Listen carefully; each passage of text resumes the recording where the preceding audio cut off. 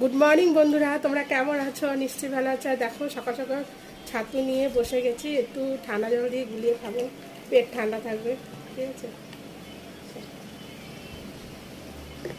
কাদের কাদের ছাতু শরবত খেতে ভালো লাগে? গরমে ছাতু শরবত খেলে পেট ঠান্ডা থাকে। ঠিক আছে, সকালবেলা এখনো কিছু খাওয়া হয়নি, পুজো টুজো দিয়ে উঠলাম আর এই ছাতু শরবতটা খাবো। আর তোমাদের দাদাভাই তো খাবার নিয়ে চলে গেছে কাজে।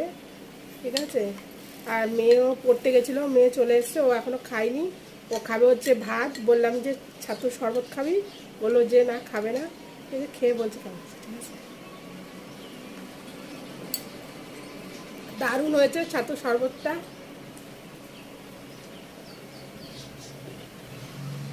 তোমরাও বানিয়ে খেতে পারো। ঠিক আছে।